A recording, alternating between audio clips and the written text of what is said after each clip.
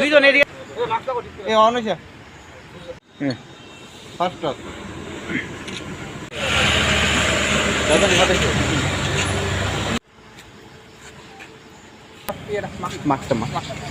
আনুমানিক বাজার মূল্য কেমন স্যার? আজকে তেলেমুরা ট্রাফিক ইউনিটি স্টাফস এবং তেলেমুরা থানা স্টাফস মিলে তেলেমুরা থানার অন্তর্গত বরমুরা ইকো পার্ক অঞ্চলে জাতীয় সড়কে ভেহিকল চেকিং করছিল।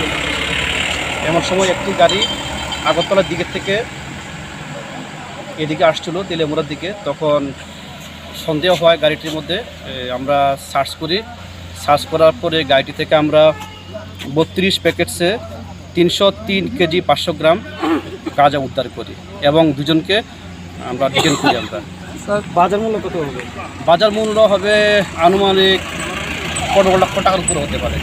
স্যার গাড়িটা কোথেকে আসছিল কেমন কিছু? গাড়িটার মধ্যে যাদেরকে পাওয়া গিয়েছিল ওদেরকে প্রাথমিক যে জিজ্ঞাসাবাদ করা হয়েছিল, ওরা প্রথম বলেছিল ওরা মেলাঘর থেকে এসেছে। এরপর ওরা বলেছে যে ওরা নাকি খয়েরপুর এলাকাতে কোনো একটা জায়গাতে ওরা গাঁজাগুলো লুট করেছিল। এতটুকু এখন পর্যন্ত পাওয়া গেছে। এখনও তদন্ত চলছে, তদন্তের পরে পুরো বলা যাবে।